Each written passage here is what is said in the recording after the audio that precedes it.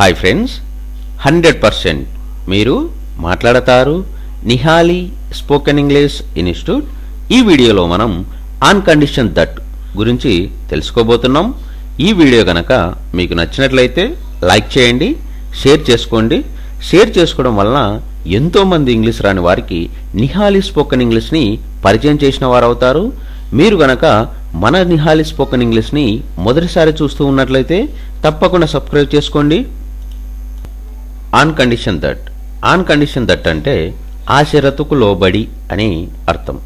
On condition దట్ను ఏ సందర్భంలో ఉపయోగిస్తాము అంటే మనం మాట్లాడే మాటల సందర్భాలలో ఒక షరతుకు లోబడి అని చెప్పే సందర్భంలో మనం ఆన్ కండిషన్ దట్ను ఉపయోగిస్తాము. I'll forgive on condition that you do not repeat the అఫెన్సీ.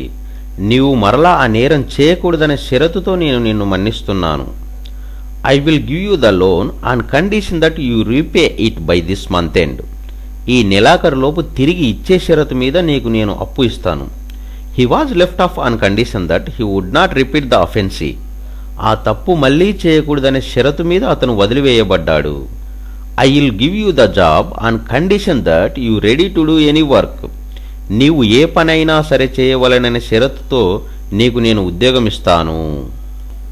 On condition that అంటే ఆ షరతుకు లోబడి అని అర్థం. ఆన్ కండిషన్ దట్ను ఏ సందర్భంలో ఉపయోగిస్తాము అంటే మనం మాట్లాడే మాటల సందర్భాలలో ఒక షరతుకు లోబడి అని చెప్పే సందర్భంలో మనం ఆన్ కండిషన్ దట్ను ఉపయోగిస్తాము. I'll forgive on condition that you do not repeat the offence. నీవు మరలా ఆ నేరం చేయకూడదనే షరతుతో నేను నిన్ను మన్నిస్తున్నాను. I will give you the loan on condition that you repay it by this month end. ఈ నెలాఖరులోపు తిరిగి ఇచ్చే షరతు మీద నీకు నేను అప్పు ఇస్తాను. He was left off on condition that he would not repeat the offense. ఆ తప్పు మళ్ళీ చేయకూడదనే షరతు మీద అతను వదిలివేయబడ్డాడు.